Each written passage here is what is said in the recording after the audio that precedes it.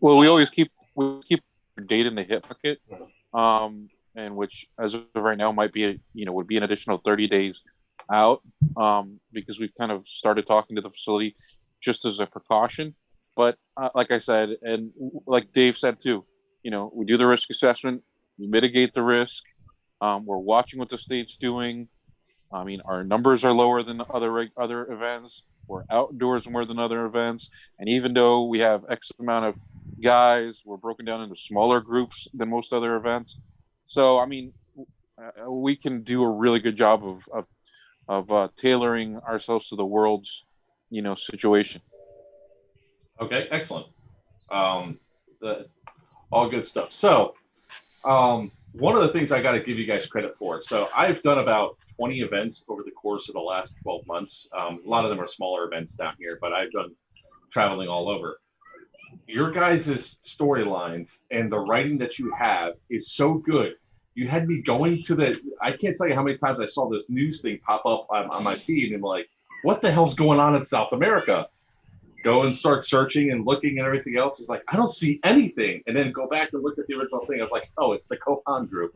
So Yeah. you guys are phenomenal with your storytelling. And I think I have not seen anything quite equal to it yet. So for somebody that hadn't seen a Kohan event before, you guys are doing a phenomenal job with the storytelling. Well, thank you. Yeah, and also like even on YouTube with some of the videos of some of the players that posted on. I mean, it's I'm excited. I'm definitely excited to go to Traición de Copans. I'm from South America, from Venezuela myself, so when I saw some of the storyline, I was like, yes. Yeah, it jives. There's a lot of it. Obviously, there's a lot of overlap because we try to base it on realism to make it more immersive. Yeah. So yeah, Venezuela obviously is. I mean, we keep the same country names, but Venezuela is part of a federation. So there's 9 different countries in South America that I don't federated. know. I'm feeling kind of Well, froggy. I might not go U.S. Hey man,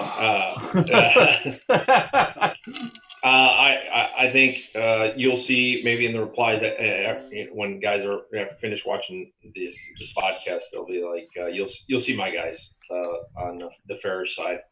They're fanatical. Yeah, they're without a doubt Airsoft's Mill Sims cult, biggest cult.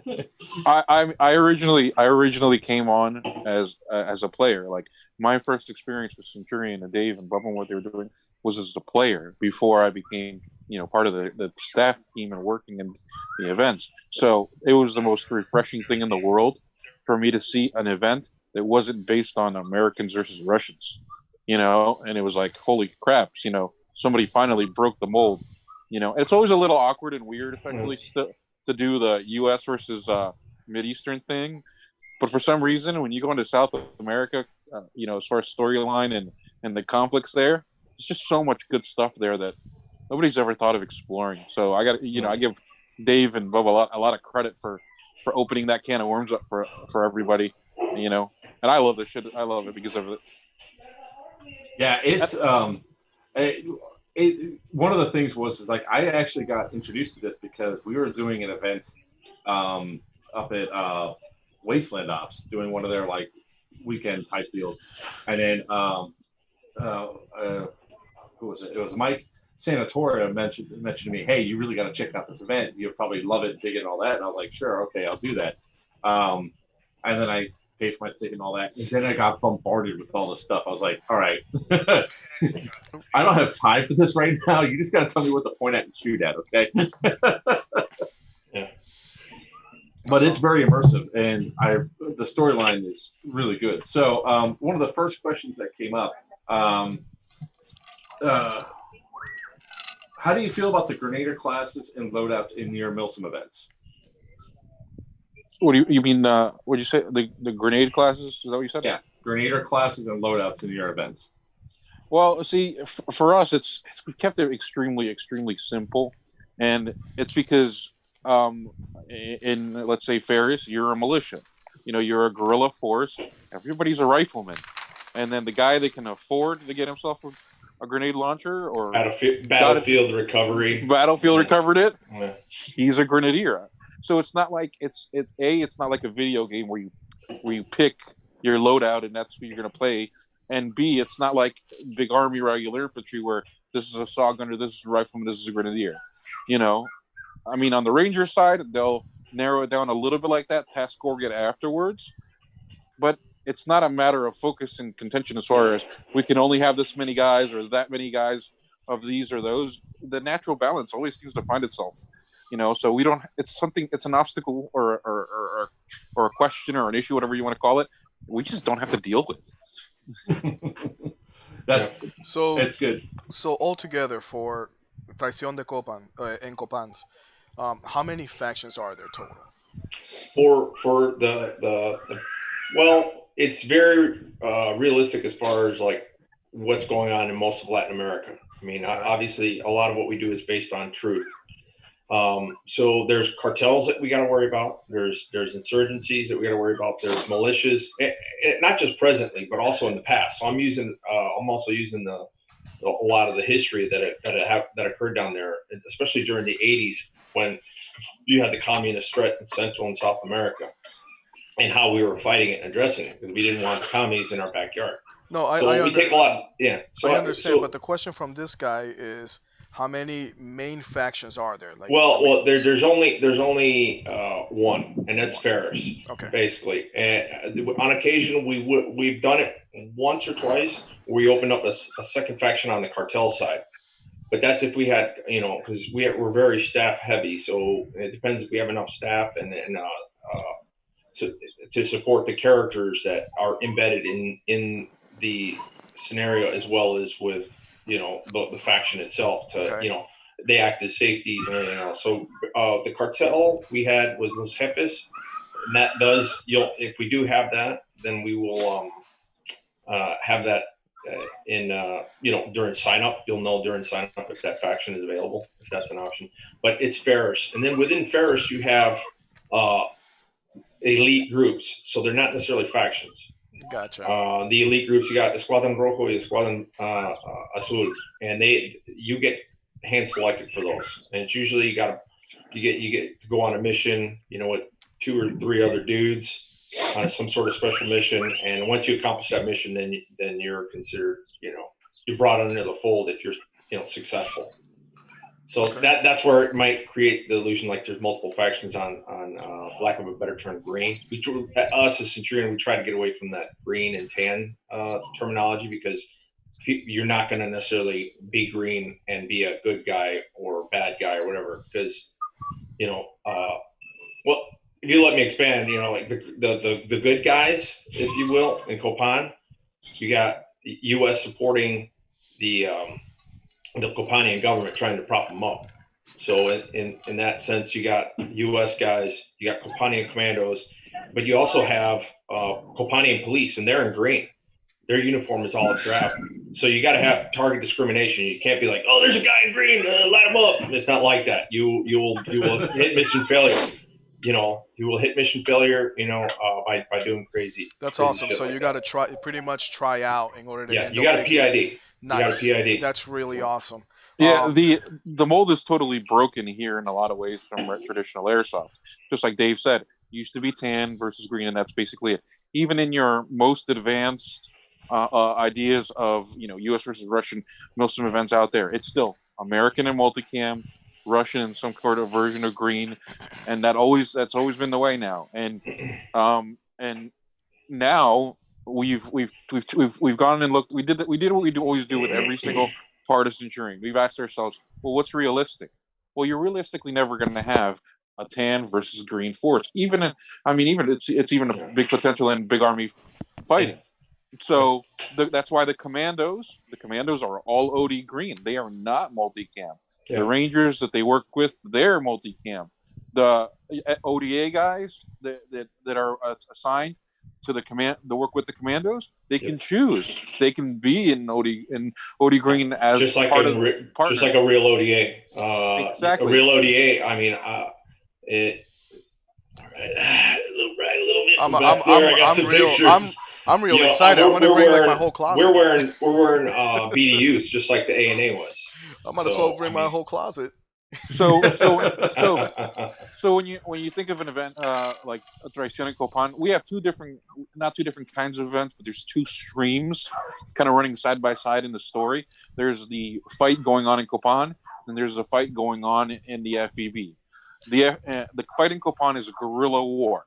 It is Ferris fighting to overthrow the Copan government, and the U.S. aiding the Copan government to try and put them down. Okay. And the FEB. The U.S. has invaded the FEB, and the FEB's formal army is fighting off with the U.S. With the FEB has its own internal insurgency or resistance trying to overthrow the FEB. So you flip the coins into scripts depending on where you are. So for Copan, you can sign up to either be in for Copan. When you're fighting in Copan, you either sign up to fight for Ferris. That's it. If you're going to be on the guerrilla side, and then like Dave said, there are the subunits that you have to be asked to join. Those guys, you don't buy your ticket for them. On the other side, on the U.S. side, you can be either a ranger, a Copan commando, or a member of the ODA. Obviously, there's limited slots for the ODA, and then the Copan and the Rangers. And the commandos and the Rangers work together. And all three of those units, the Rangers, the Copan commandos, and the ODA, they're different levels of experience that we offer.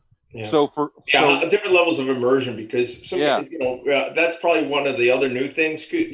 So and again, it's just I don't spend my time like, well, they're doing this and we're doing that. We just do our own thing. I just happen to know I have information on how other people have like multiple factions or teams show up in their same colored uniform, or same patterned uniform on a certain color.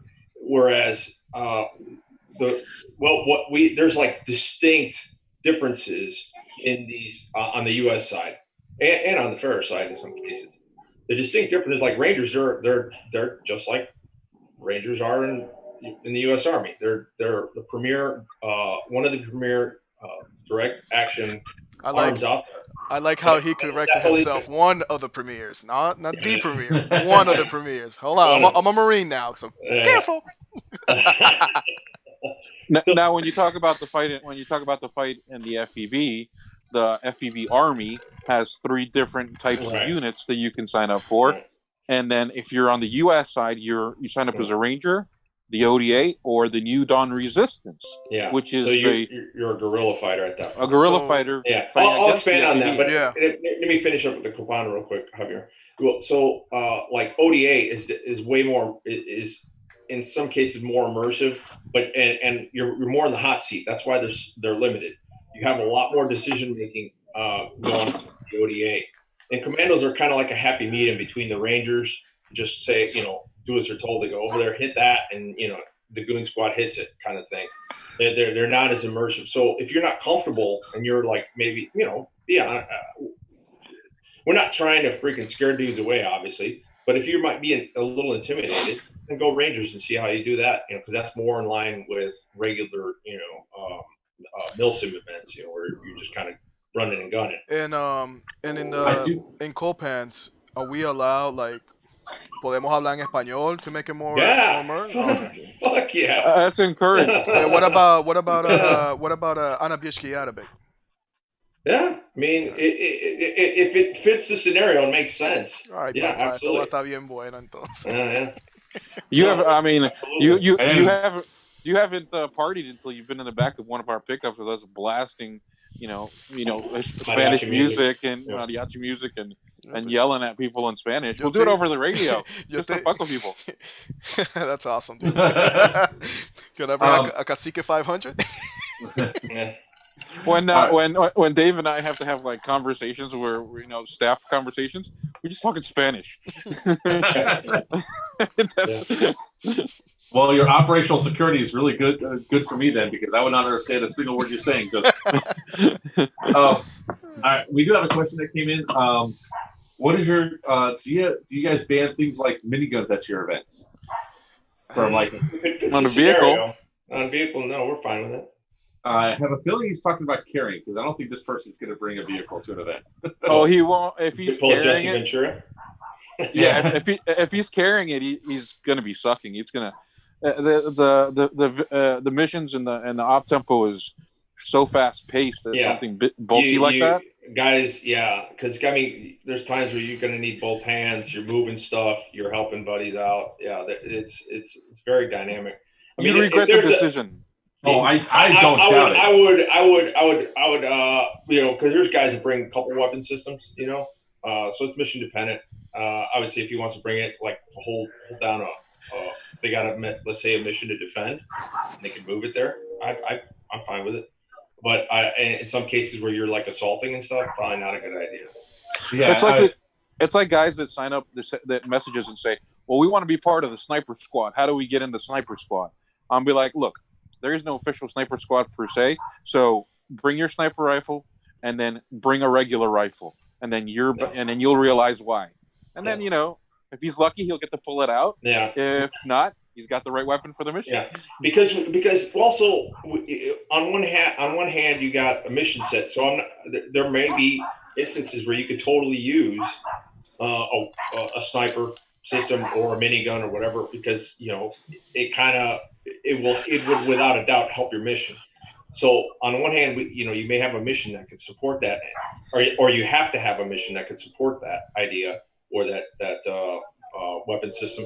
And on the second half is like, well, we leave it up to the players and to figure it out. I mean, yeah, give them a warning order, and you come up with a plan. So yeah, because I have my big Bertha back there. Then that's my M249, and that thing is heavy as hell. The first time I decided to try to run with that thing, I was 27 pounds overweight. I was not enjoying life. Put it down on the ground and left it at a spot and just stayed there for other people to use throughout the entire day. The SSG-24 is heavy also. Everybody that I think I can think of that has brought an SMG or even a heavier machine gun. I mean, we've had a couple guys bring 1919s, a BAR, but that's not really a heavy machine gun. And all of those guys have a secondary, because then they're like, oh, wait a minute, this is a bad idea, or this is a good idea for this mission. Yeah, but it's not a good idea for the next mission. Yeah.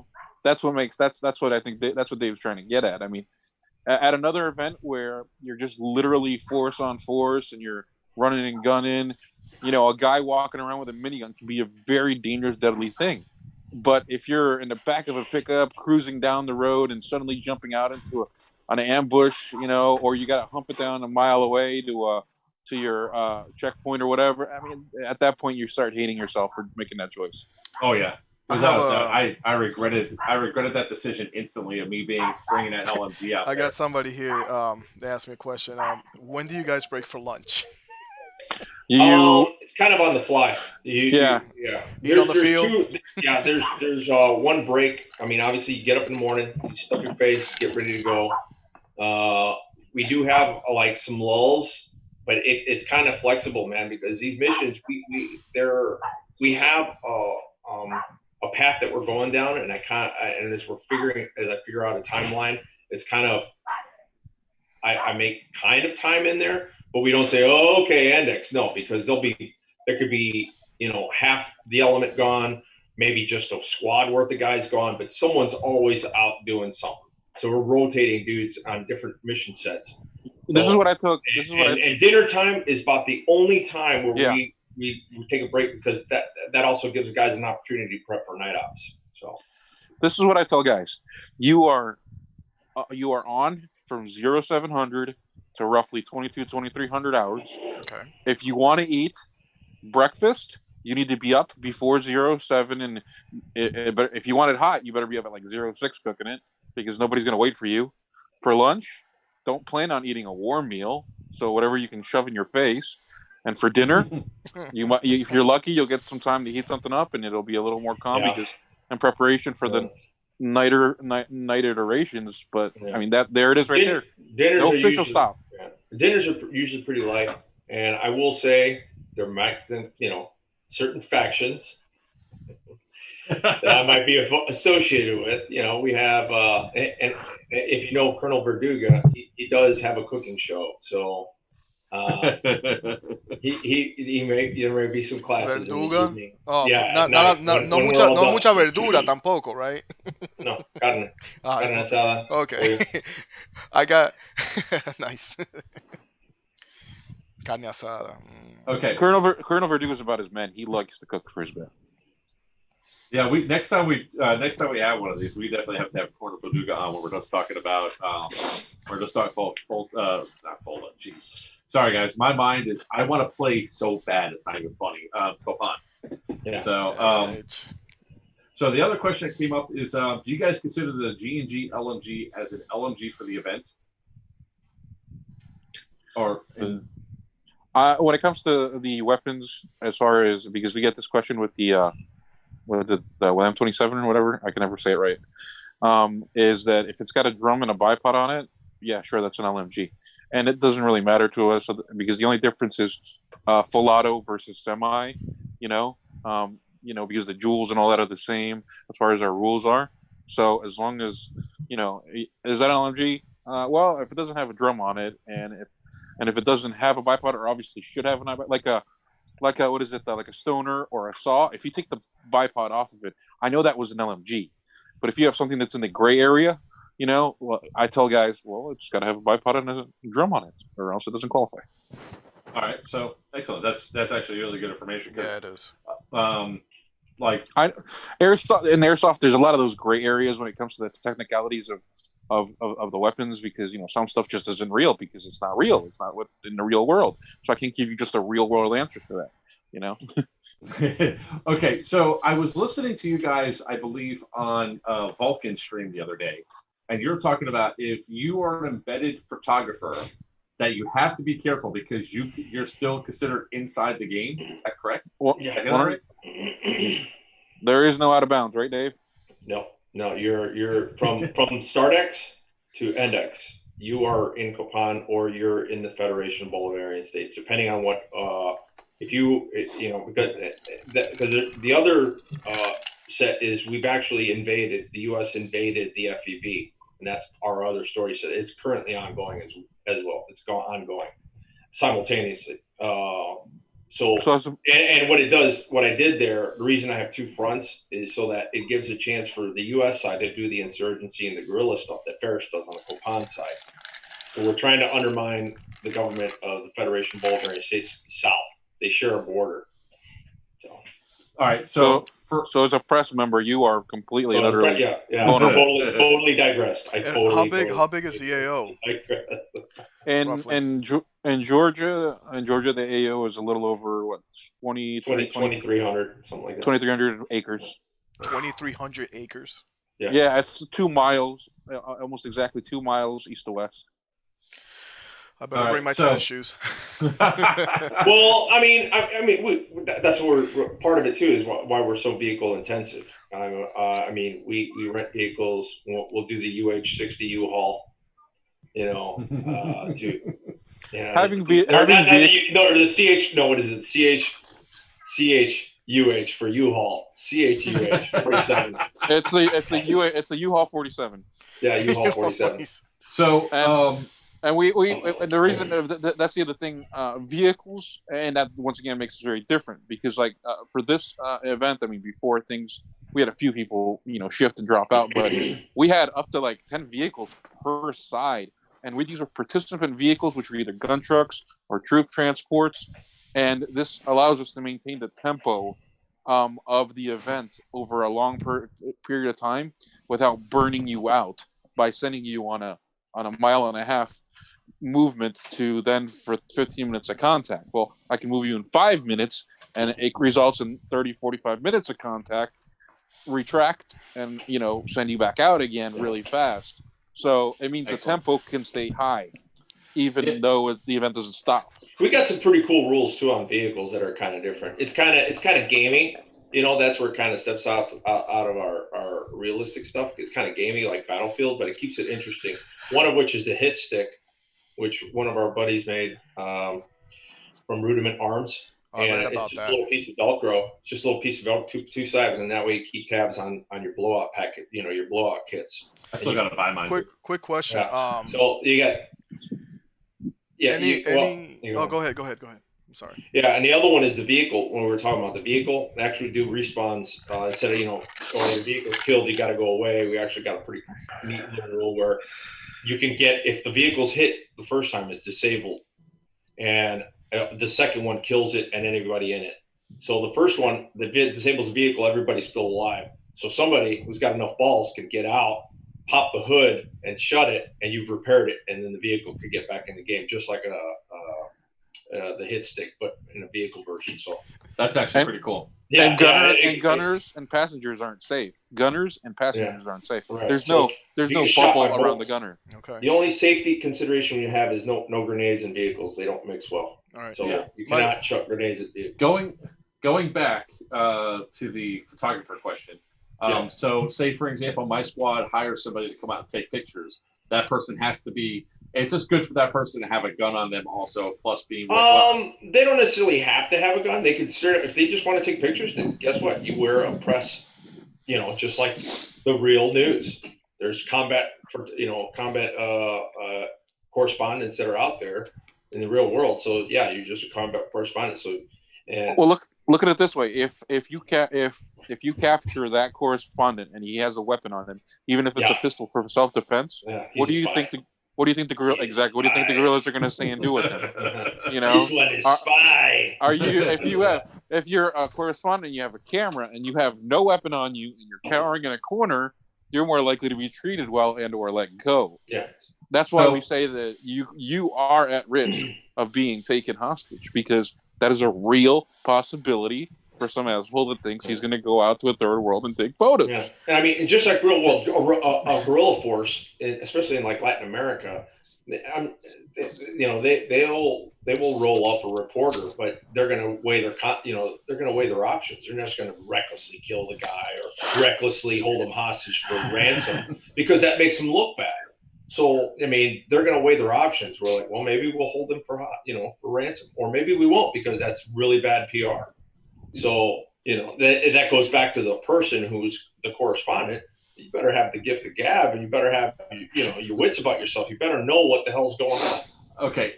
To piggyback off that, what if somebody does not want to be taken at that point in time? Like personally, they're just like, no, I'm. There's always we have safeties for that. No, those are embedded role players who will be like, in character, they will inject or influence, players to do something or not do something based off safety concerns. Because the last thing we want, especially with novice players, we're like, I captured this guy, and then because there was we've had it happen. There was one time where I was like, my character was taken out of the picture, and I could hear like, I'm gonna make this guy talk, and I'm like, well, I can't break roll because I'm injured, so yeah. Ferris has captured like Rangers before, that have, because this is why we tell everybody. I mean, this is a safety issue. We tell you don't go anywhere unless you're in pairs, and you shouldn't be going anywhere unless in a fire team element. You gotta let leadership know. You gotta let leadership know. You were in Indian country, and a couple guys, they're like, oh, everybody got wiped out, and we were like, I'm like, dude, you shouldn't have left your squad and got broken away. And next thing you know, everything's planned, everything's realistic. So if you go out, I mean, you gotta have like QRF plan, like, and people that you got to let leadership know, so that it's a dual purpose. One is safety, and then the second is so that, okay, you want to do something, hey, let's see how you influence the game, but you got to let somebody know what's going on. Do you guys have any major or social media figures coming in, like YouTubers, like big YouTubers? No, we don't. I think on our first event there was a guy. He gave his 2 cents, and I don't think he ever came back. It was our first run, and I mean, but even still, like the fair side, they were anyway. Whatever. We listen to constructive criticism. If you're gonna sit just bitch to bitch, we're gonna be like, okay, yeah, that's not constructive. That's not constructive. We want to make a better product for you. And that doesn't mean you're going to get your way necessarily. It's just that we're going to listen to you, and if it fits, it fits. We'll make it happen. If it So doesn't, I can, well, you so know. I can safely say I'm the most popular YouTuber coming to your event this week, that weekend. Awesome. Pretty much, yeah. I don't think we Probably. were. I mean, we just don't cater. I mean, that's just the thing. You know, we can't cater to your need to get that perfect shot, and we can't cater to the need for you to want to do a random interview when we got to get an op order out, or the QRF has got to get spun up, or you just came off a mission and you got 5 minutes to make sure you got beans, bullets, and shove something in your mouth before you go again. I mean, we don't do any, like, assault and battery and Players Wanted. We don't do any of that. We always try to get the stuff that's live out there. We're out there to play. We're out there to have a good time. We have one of our guys that's going to be embedded with us who's going to be taking photos of the team and stuff like that. So that's what a lot of questions that came up, because it's like, if he's being paid to be out there, we have to make sure that somebody's not going to capture him and then not be able to take photos for like 3 or 4 hours. You know. Well, and like Dave said, we're prepared for that. I mean, when the Ferris rolled up that Ranger, I had to roll in and be like, "What the fuck, man?" I mean, we were there in a village, and I'm like, I gotta find a way to get this guy out of here, you know. So I was like, take him out back, shoot him, get rid of the body. Yeah. I gotta see that happening now for me. If like they come running up as if they intend to capture me. Boosh! I think that was the guy that was caught by the cartel, and I think they treated him nice and tried to flip him or something like that. I think it makes it a lot of fun. I mean, we've had operatives, and this was on the FEB side. We had Colonel Verduga sent in an assassin to kill the resistance fighter for the New Dawn Resistance, working with the Americans. The guy infiltrated the community, surrounded by lone operator mission. Yeah. He got inside.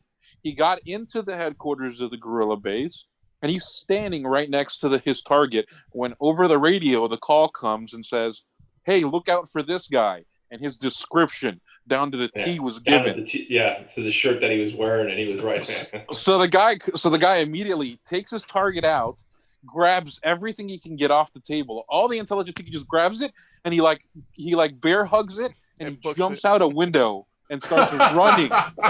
He starts running, and a quarter mile later, the ODA shot him, captured him, and they held him in a closet for like an hour. Yeah.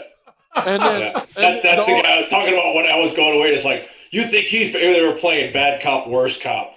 Yeah, like, you think he's bad? What do you do with me? I'm like, oh god. And then so we're like, we need staff in here over here quick. And so we're like, what are we gonna do? What are we gonna do? And so in the meantime, while we were trying to figure out what we're gonna do, because we're like, oh, I don't know, man. I thought he was either gonna die or make it and not be captured. So we're like, we didn't know what. He's like, I got to go to the bathroom. Yeah. So the ODA took him to the porta-john and let him go to the bathroom. Well, while he was in the bathroom, he took his belt off and faked hanging himself in the porta-john. Yeah, they didn't get anything out of him. So when the ODA came back, they had to let him go to respawn. They had to let him go. He killed himself. The genius. You can't plan for that shit. That's the kind of thing you're like, oh my god, that's genius. Is there any currency or anything that we can bring to bribe? Like candy? I don't know. I don't know. We do have Centurion Citizens Group. No, not Centurion. What's our page that's open for everybody, Javier? There's the community page. There's Centurion community page. That's it. That's right. Centurion community page, and that's a place for that. And I've had guys bring. We're very prop heavy, and not crappy props either. Like some, I try to, if the budget allows it, I try for a Hollywood type props. Like no shit. I open a suitcase and you're like, oh goddamn, that's a lot of goddamn money. I mean, one year Yeah. for like right now for like Ferris, you know how if you go look at photos of like the ELN and the FARC in Colombia, you know they have those armbands. Yeah, you can now buy Ferris armbands, you know, like that, or you can a year or two ago we ordered. You could order Copan national soccer jerseys. Yeah. So you could look like a citizen. Okay. So, Yeah. Yep. Yeah. It gets it. And I you mean, guys, we've had guys bring coffee bags that were, with coupon, coffee Stencil. companies, Yeah. stenciled. Yep. All right. My dogs are gonna go nuts here because all right, let me ask you a quick question. So, what Joker was, what you guys mentioned, what was it called? The stuff that you said you needed to buy, Joker, with the Velcro, Oh, the hit sticks, right? the hit sticks. Yeah. And those are, and what colors? They're only one color. They're different colors. I mean, They have what, several different colors. You can actually You can buy it in either tan, OD green, and I think a Rudiment now produces in black. And then you get two strips, Mhm. and they both start, the color of whatever the material is, which would be green if it's an OD green one. And then when you get hit, you flip it over and it shows red, so you know how many times you've been hit. And how many of those do we have to purchase? Just one. Just one one per person. Yeah, Okay. because it stays on your body. You just. And guys, and I'm one of these guys when it comes to equipment, any equipment. I try and be like, I need to find a multi-use for it. I hate single-purpose equipment. That's why I resisted. That's why I resisted Kydex holsters for the longest time. I'm like, I got a universal holster that works forever. It's not even a crybaby one; it's a nice one, and I can fit all of my guns in it. And then Did you get the Omnivore? But the hit stick, I'm like, guys, the hit stick, is endless creative options that you can put it to use, other than just, to mark your desk and be a good part of your gear. One of the things that first off, I just want to. Colonel Voduga is a badass cook, by the way. Came from Doug Smith. It's got the best guac in Milsom. All right, so I want to toss that out there for everybody. All right, so going back to this one, this probably somebody hasn't been to many events, but I have one question about the ticket cost right now is $165, right? Yes. Okay. He asked when's the deadline to buy. I would just probably say, well, probably want to do it quick because they're probably going to sell out again. Sell out. It's either sell out and either like the day or two before. We got to outline the last of the logistics. It depends on the AO. It really depends on the AO because some AO guys, want payment up front farther ahead. Some guys are like, oh, well, you can pay us at the end of the weekend.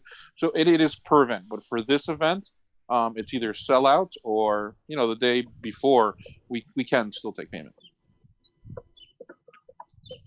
Okay. Yeah, last time I checked, I don't know if you guys updated the site. They did. They shut you down right away. The link inside Okay. up there, the tickets are sales are up. Perfect. All right. They had them off for a while, and a lot of our guys have been looking at doing this one, and it's right after Stonebreaker. It's like my wife, by the way, doesn't like either one of you two, Dave or Javier. So before the virus thing happened, we were a little over a month. We were almost a month out, and we were down to the last 6 tickets. So there's a good chance that once people catch wind, and we'll make a more official announcement this week, we'd like to imagine that people are going to be antsy to get out and want to play. So it'll probably sell out again. I mean, that's obviously always the goal. And I'm not going to say other events aren't COVID prepared or whatever, because that's just not true. I mean, they're professionals doing great things in order to make sure they can keep the sport safe. We're just naturally well tailored to it. I mean, our events are under 150 customers, so you're already not in a crowd, and you're in big open outdoor spaces. And even once you arrive at the event, after you've checked in, you're broken down into your sub units, meaning to your respective factions. We don't hold a formation, so you're not going to coffin anybody in a 300-man formation, So it's just we have all the steps are just naturally there. So along with the above and beyond steps that we're going to take based off of the recommendations that George and all those put out and the CDC, our events just naturally seem to be prepared for this kind of situation a bit better. Okay. Excellent. Good to know. Did you say, Mark? Did you say you were going to bring your wife or something like that? You said No. I thought that's what you said.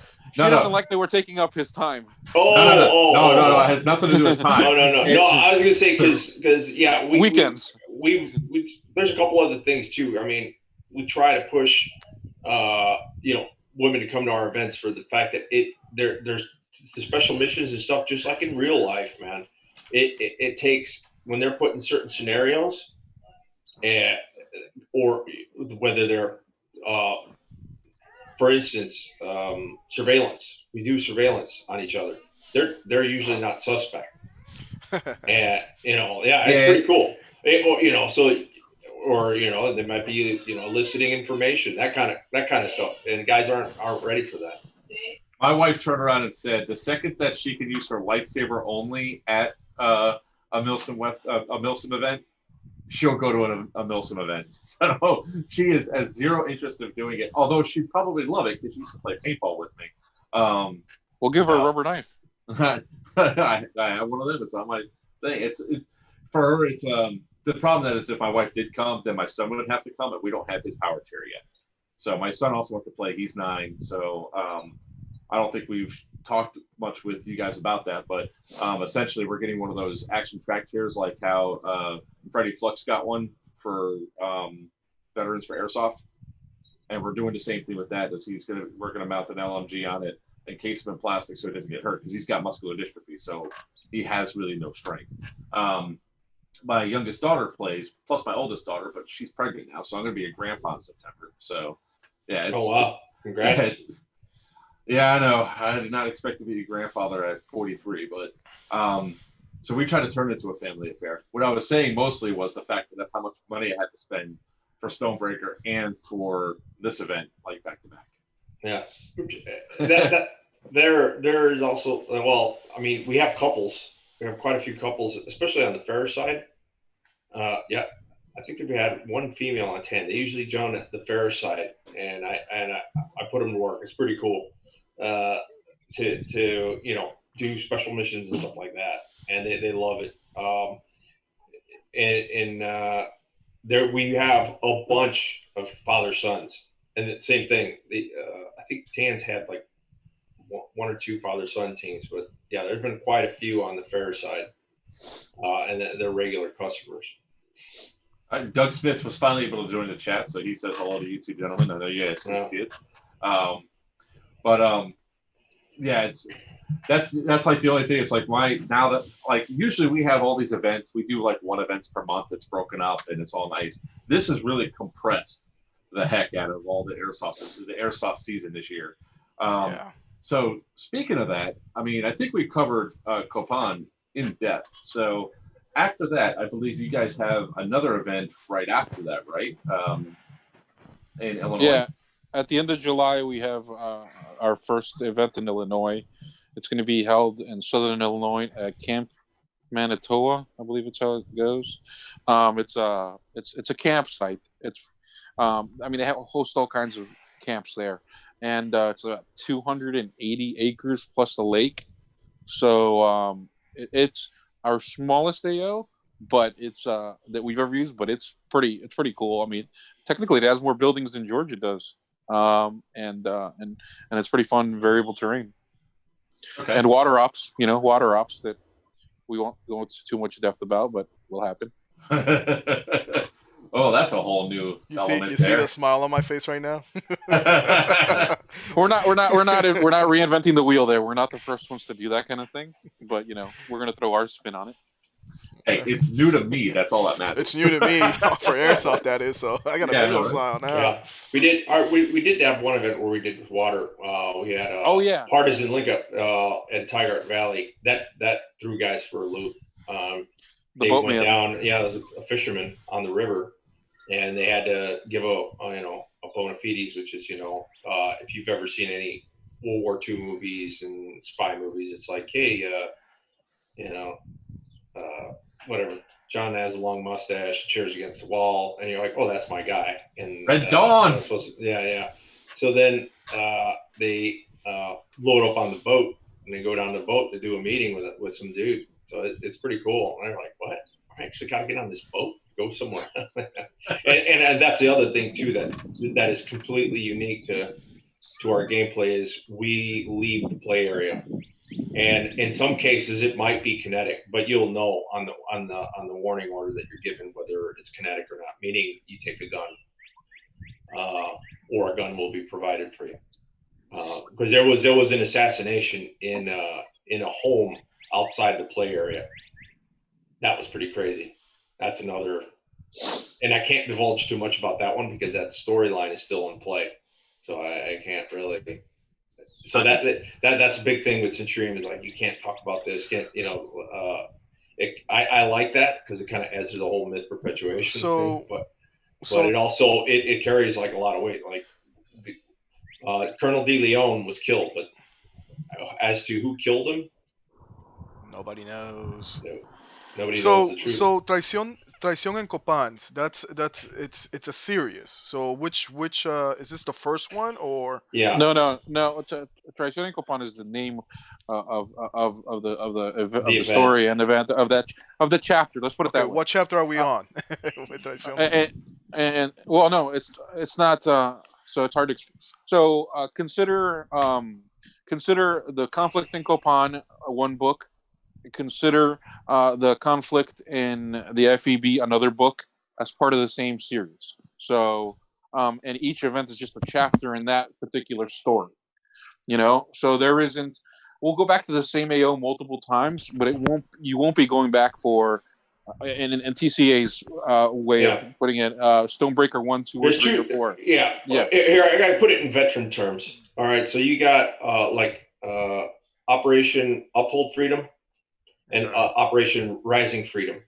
So those are two different operations for two different theaters. The first theater is Copan, and that one's Uphold Freedom. So you got to think Uphold. You're trying to uphold the democracy. That fight is happening in Copan.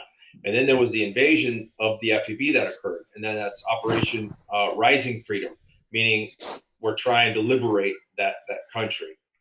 Gotcha. So hopefully that explains all that.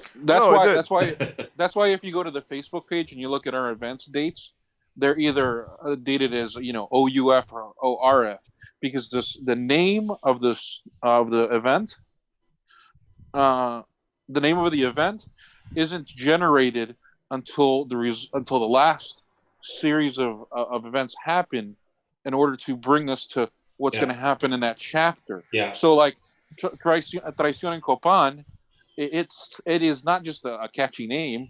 It is a foreshadowing of that chapter, and then in Illinois, cazando el jaguar, or catching the jaguar, or hunting the jaguar, is a story element that is coming and as part of the same thread. Yeah, and so those both theaters are intertwined too. That was gonna be my next question. They're intertwined because what happened in Copan a few events ago, because we said, hey man, I want to flip the script. I want the U.S. guys and them to do Ferris kind of shit. Basically, you have to go from running a counterinsurgency on the U.S. side to being an insurgent as a U.S. guy running. That's what ultimately what SF guys, Green Berets do is they work with an underground and they overthrow a government. That's the whole reason they were invented back in the late 50s. So I wanted them to experience that because the Ferris guys up to our 6-7 events into it, it was always counterinsurgency. U.S. and their side was always counterinsurgency.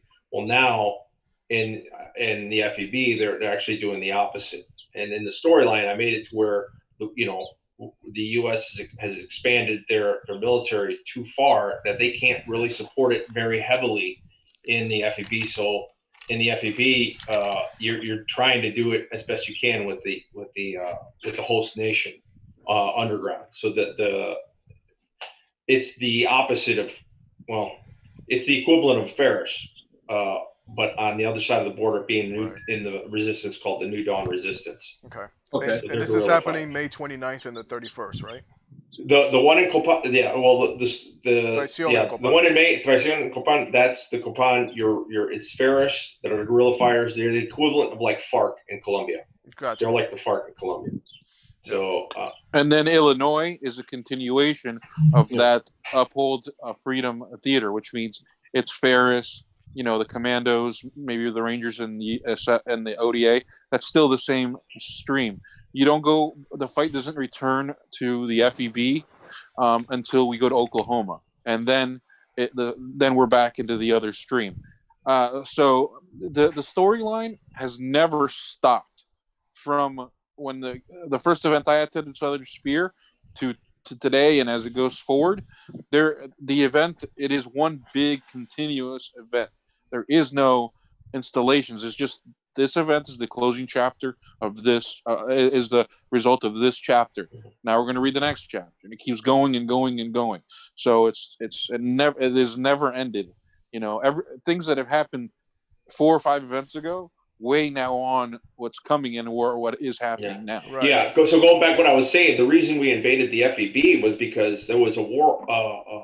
There was a war hawk, a fictitious senator named Joe Jackson out of North Carolina that wanted to continue to fight in Copan to help liberate him. But in the storyline, Trump wanted out, and I had little tweets of Trump tweeting like, "We need to get the fuck out of Copan," blah blah blah. Totally channeling Trump. It was awesome. And basically, we need to get out of Copan. We're wasting taxpayer money, yada yada. And so he went down there to do a personal investigation. Well, Joe Jackson got assassinated. VBID took him out. I'm glad you reminded me of that. Yeah. So, again, we don't know who did it. The reason why I say I'm glad is because I have people that actually went on your thing, and they're like, check this out. They thought it was actual news, and I'm like, no. That's crazy. Again, that goes back to the storyline stuff that you guys do is so phenomenal. So I'm gonna drop a bomb here. This is the kind of thinking that I want to get away from. Very linear thinking. I want people to think outside the box.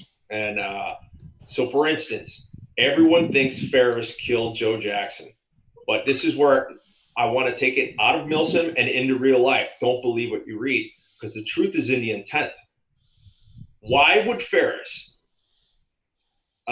kill a war hawk when Trump is saying he wants out of Copan? Everybody's convinced Ferris killed him. But why in their interest, what would Ferris get out of taking out a U.S. senator? Oh, fake news. Nothing. Because they want the U.S. out of Copan. They want control in Copan. So it's totally against their interest. But everybody believes Ferris did it. But I'm like, well, do you really think Ferris did it? That's the kind of thing. And I'm not going to say if Ferris did it or not, because there is a potential that Ferris Don't worry about did it. I'm gonna go to Traición en Copans, and I'm gonna play every single, because now I'm hooked. Now I gotta play now to see what's gonna. All right. Maybe Verdugo's not a bad guy. Maybe. I don't know. Quickest way to my loyalty through my stomach. Maybe the U.S. made him. Well, that's the man that he is. That's the thing, and I think that the level of story that's been created is what fuels the participant dedication to whatever faction or side that they choose. So that's it's like Dave says, like, Verdugo might not be that bad of a guy. No, yeah, he was. Here's another bomb that most guys won't know, unless you look in. It's online on the little freaking website, joincenturion.com. We got our current storyline both in current events and news, and like the history of characters, the history of the nations. It's ridiculous. It's too much. And in there, if you read Verdugo's bio, he was trained by U.S. Green Berets and by the CIA.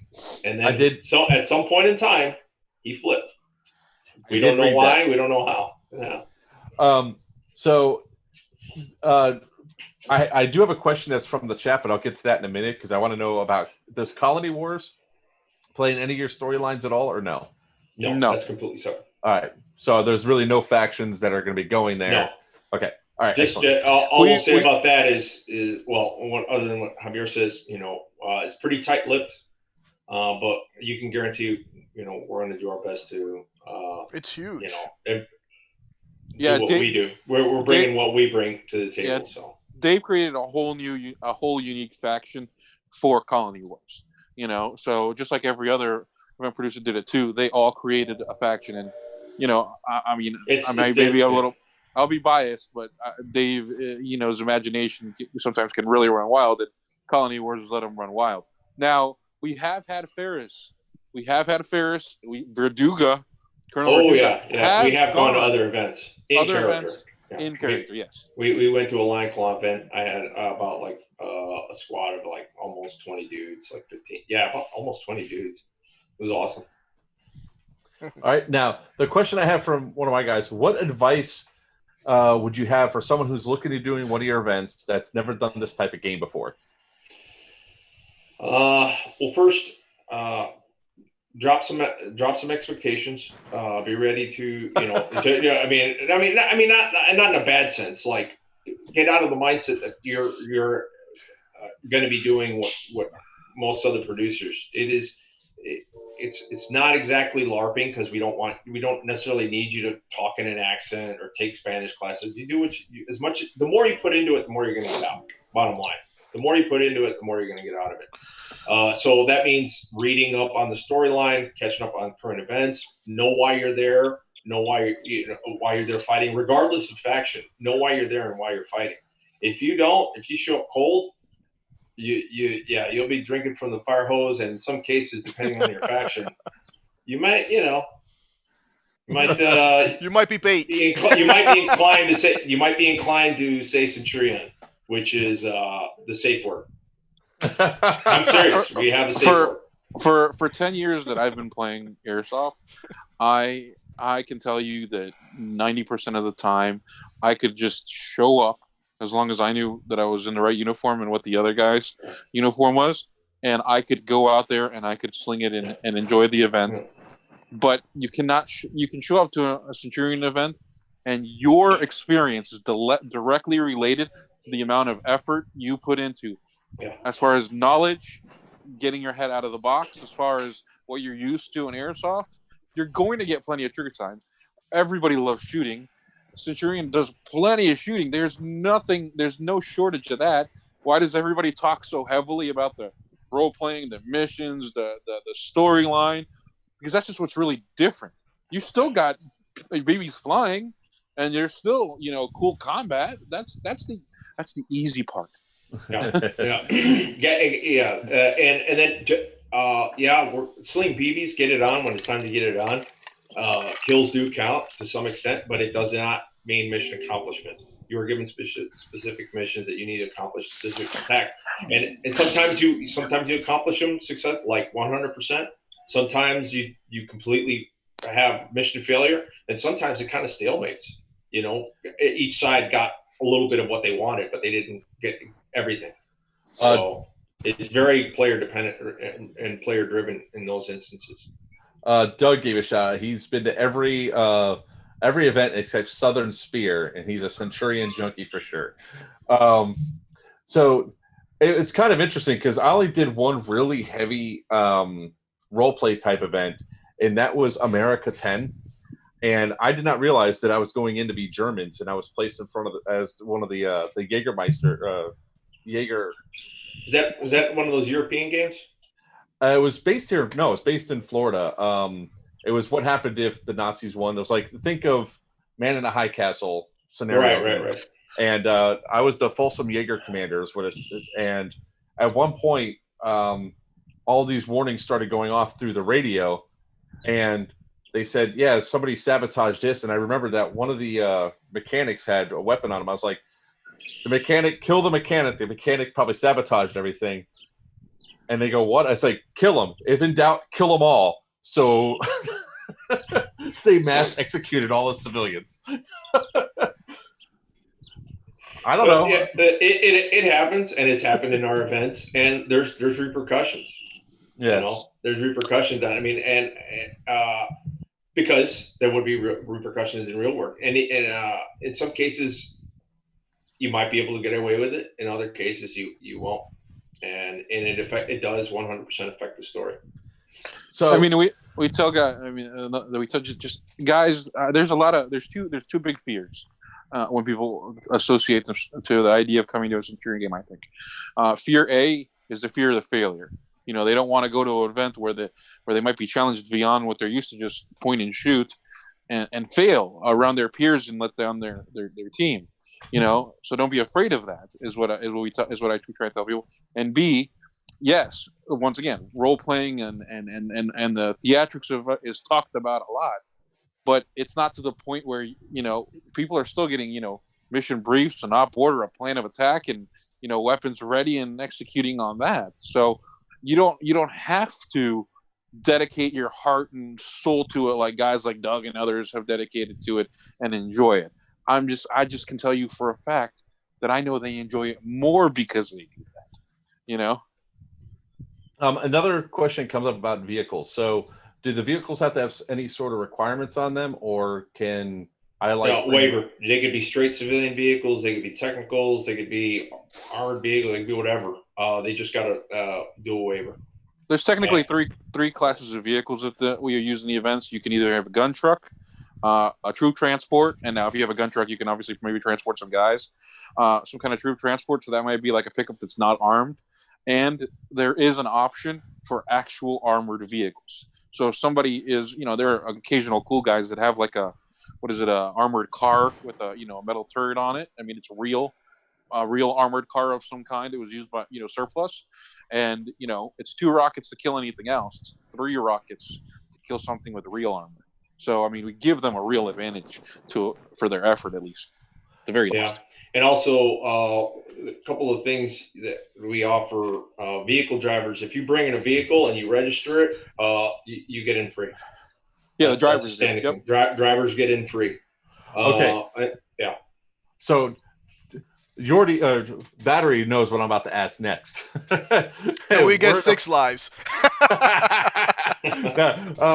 We're in the process of probably within the next year, we're actually going to have a battle bus. We're buying an old cheese wagon bus, like one of the school buses. We're going to gut out the interior. We're putting 2 turrets up top, 6 turret ports down each side for guns, 2 out the back. We'll have a toilet, a shower, pretty much racks to sleep on. So that's going to be our battle bus. Can I field this one, Dave? Let me field this question. Yeah, go ahead. Yeah, go ahead. Go ahead. I'm going to let you guys finish describing it. Okay, so I mean, I just have a very specific answer for this one. We got a very specific answer from Milsom West from Joshua, and it was fast. No. No. So I'll tell you a short story, and which we'll give you the answer. Okay. So pretty much that's what we're going to be building out. That's what we're going to do. We're just waiting for like a lot of this stuff to pass over and all that. But that's our battle bus idea because I'm old. I'm 43. I'm old. I'm fat. I don't like sleeping on the ground. I basically making a battle bus so I could sleep out on the field and just pull my rack down. So what's your guys' answer to that? So it was a year or 2 ago. It wasn't this year. It was not even last year. I think it was the year before that. The technicals usually are more prevalent on the U.S. side. And that's just because guys more, get into the Jeep Cherokee gun trucks. And then on the Ferris side, somebody brought out a dune buggy. It was one of the military dune buggies. It was like a real military dune buggy. It wasn't armored, but it was a real military dune buggy. And this little 2-seater dune buggy was going around. It was tearing ass around the Jeep Cherokees, and it had a saw. It would just come in, rip the shit out of them, and then run away, Or it'd come in, lob a rocket at them, and run away. That thing was legit. It was wicked dangerous, and it was like 3 feet off the ground. So there's like the gunner can't hit it because he can't look over his shield to hit it. So next thing you know, we're getting complaints from the Jeep guys. That's not, this doesn't make sense. This thing comes in and rips us up and then runs away and this and that. And it's just ruining they said it this way too. And it's like, it's kind of ruining my immersion because it's a dune buggy. And I'm like, dude, you're in a Cherokee with a turret on it. You need to go look up the conflict right now in Iraq and Syria, and you can look up photos from back when the FARC and the ELN were fighting in Colombia, and they are hodgepodging the craziest shit out there. They are putting what is a T-72 or 255 or T-72 turrets on the back of a dump. I've been in that thing, and I'm dead serious. I won't tell you where I was at, but yeah. It's a dump truck, a giant Russian dump truck with a T-72 turret on it. And then that's some straight up hodge. There's a video of it online. And then just 2 weeks ago, I found a photo in the Ukraine conflict with Russia right now. There, some of the rebels had taken a dune buggy also, armor plated the fucker and put a machine gun onto it. Do not tell me that dune buggy is ruining your immersion, because it is very fucking realistic. More realistic than your armored than your turreted Cherokee. You know. So, would your van be allowed? Yes, because well, we're talking. This is a bus. It's not a van. No, bus. I mean, I think maybe for colony wars it'd be more. I mean, yes. But it's got to make tactical. It's got to make tactical sense. If not, I mean, if it doesn't make tactical sense, you're going to suffer the consequences. You're going to get tore up. They're going to rocket the shit out of that thing. Oh, that's the other thing too. Yeah, guys are like, oh, I'm going to bring my vehicle. I'm going to bring this. I'm going to bring that. Well, you have to understand that Ferris learned its lesson. And those like first 5 or so events where they only had like 1 or 2 vehicles and the other side had like 4 or 5 of them, they're like, we need to change the equation a little bit. And then every other mother now started bringing a launcher. And, vehicles last 5 seconds because they're just such easy targets. Yeah, this one we planned, when we plan to have it out there, we don't plan for it to be constantly moving because like most AOs, you're not going to have enough clearance and all that stuff to make the turns and all that stuff. Yeah. So, but that's good to know because we're also making a short bus version. I mean, I think the logic. I mean, just depending on how you build it up, because I obviously don't understand. I know your full vision. Give yourself a logical, logical path. Reasoning for it. Okay, does it look like an NRAP at this point? Okay, then you should probably stay with the Rangers. Because you're not going to be able to drive it on the trails or on the back roads. Yeah. Which is realistic. I've been there, done it, where we're like, this is as far as we're going because that MRAP is not going down that road. Yeah. Yeah. All right. So that's but also another thing that kind of goes with the play and being an older guy myself, my infantry sleep on the ground days are done as far as I'm concerned, unless I really have to. So. In the Copan, there's established FOBs. So, like in Georgia, you could rent a cabin, or you're on the U.S. side or the command. You're on the U.S. side. You could bring a little more luxury.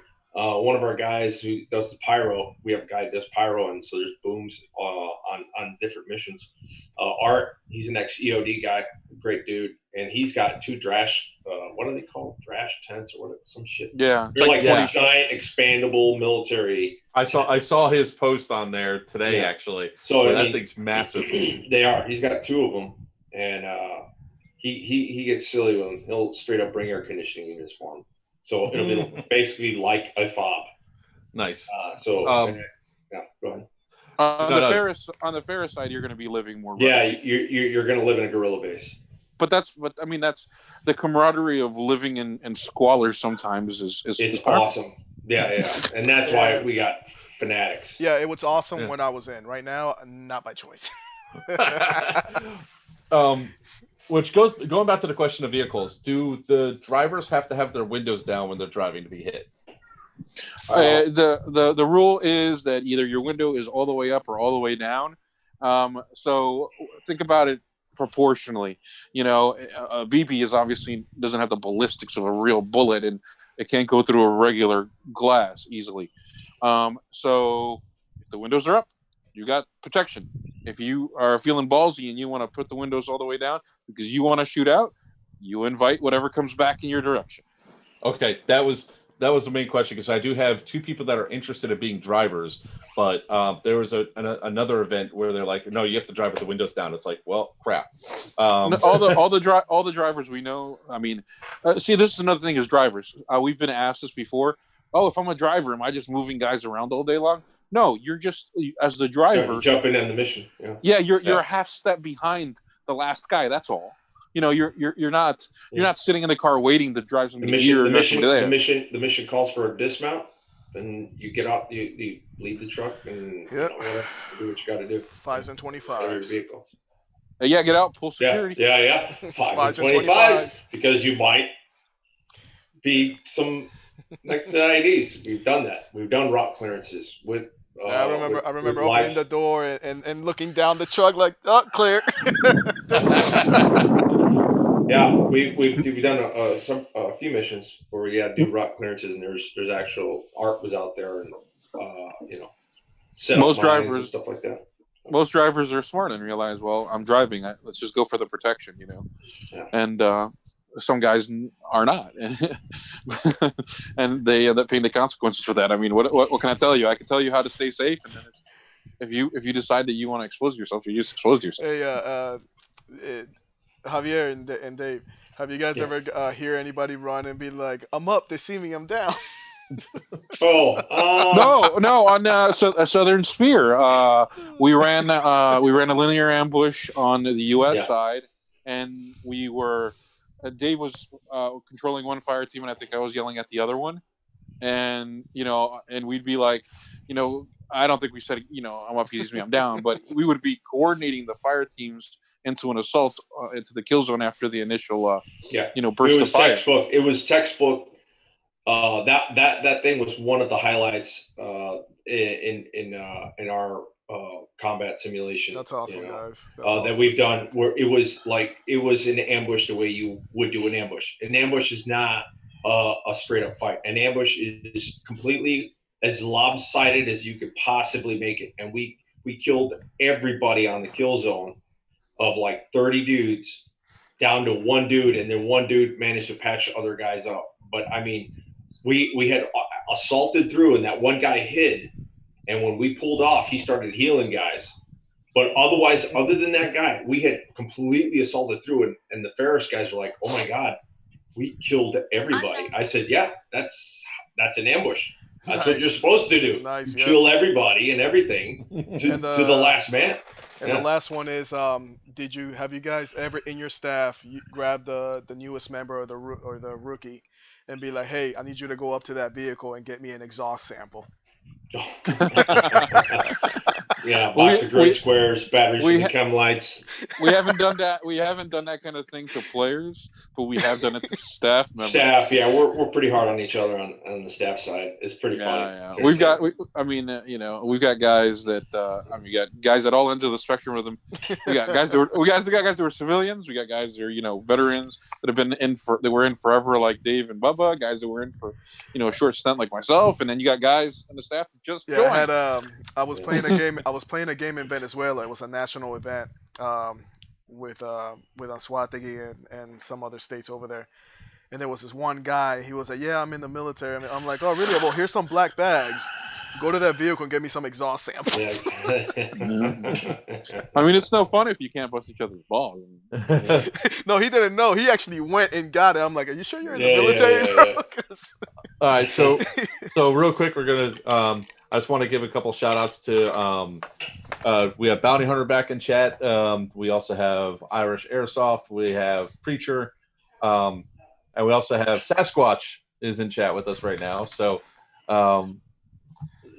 he's the one Sasquatch is actually one that got me to go to Kapan.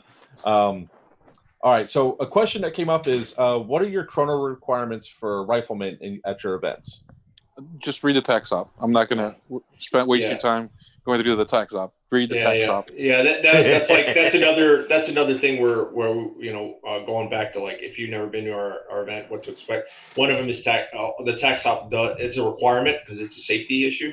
So it's a requirement that you read the text op, you sign on the waiver that you read it, and it explains a lot of the play and everything, and a lot of the rule set and kind of expectations as well.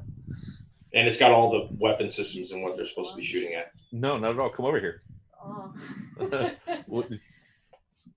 just wanted to share with you that I reported somebody's post. All right. Sorry, my wife refuses to come on camera, so everybody. There she is. Oh wait! Oh, grabbed the wrong camera. Damn it! She ran fast. I have two cameras up on top because it depends on how we do the setups, and I grabbed the wrong one. Damn it! Almost had her. Okay. That's actually a great response because I was waiting for one of you guys to say it. Because if you guys didn't say it, I would have been like, "Oh, you can just read the damn rules."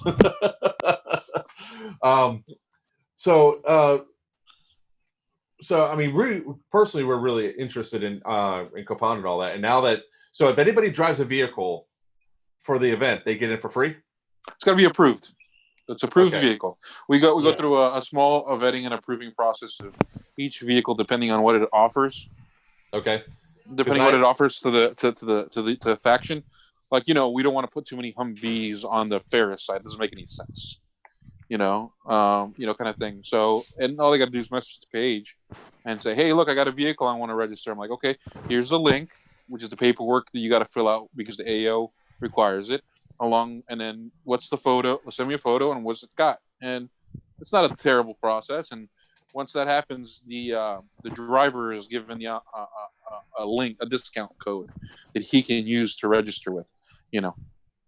Okay, excellent. Because it'd actually be my pickup truck, which is a tan pickup truck. So it actually matches the faction it would be.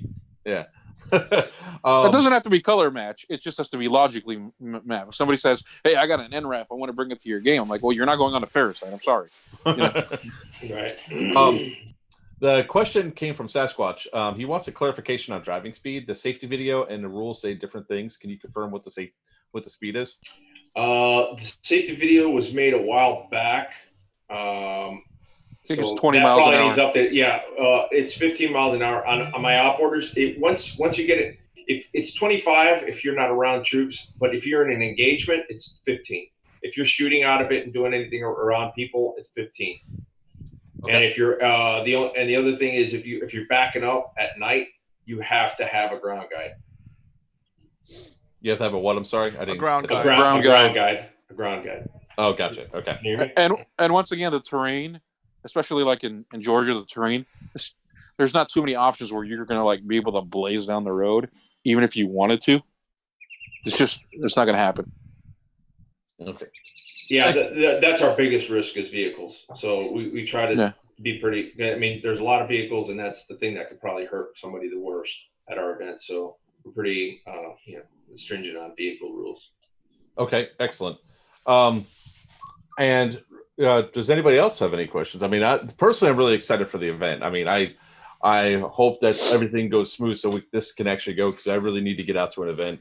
I've been cooped up for far too long. It's been 6 weeks since the last time I shot somebody with a BB and at a field, and I was going 3 times a day, 3 times a week, I should say, to play. So, and doing at least one event per month. So I'm jonesing. My guns haven't been fired in anger at all. I mean, the arena training facility is a really cool place. I mean, it's got some awesome ranges, some great terrain. I mean, it's just I mean, if you're going to go away for a weekend, it's just a nice place to go to. So you're going to go to a place like that and then go play airsoft or shoot some BBs and stuff. It's kind of a really cool combination there. And I mean, our events really do.